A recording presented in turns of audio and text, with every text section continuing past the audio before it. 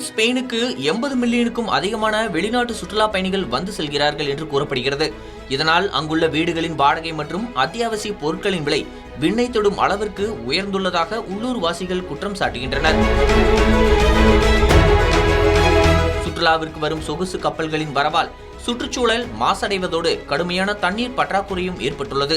Airbnb போன்ற online தங்குமிட சேவைகளின் ஆதிக்கத்தால் தங்களின் சொந்த ஊரிலேயே சாதாரண நடுத்தர மக்களும் வேலை தேடி வரும் தொழிலாளர்களும் தங்குவதற்கு வீடுகள் கிடைக்காமல் வீதிகளில் தங்கும் நிலைமை ஏற்பட்டுள்ளது. இதனால் உள்ளூர்வாசிகள் சுற்றுலா எங்களை நசுக்குகிறது என்று எழுதப்பட்ட பதாகைகளை ஏந்தி கொண்டு ஸ்பெயினின் விடுமுறை தீவான மெர்கோனாவின் வீதிகளில் ஊர்வலமாக சென்று போராட்டத்தில் ஈடுபட்டனர்.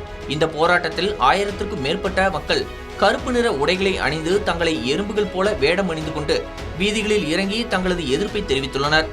மேலும் போராட்டத்தின் போது சுற்றுலா எங்களை நசுக்குவது போதும், எங்கள் சொந்த வீடுகளை விட்டு எங்களை வெளியேற்றாதே, சுற்றுலாவால் நாங்கள் விளிம்பு நிலைக்கு தள்ளப்பட்டு விட்டோம் என்று ஆவேசமாக முழக்கமிட்டனர்.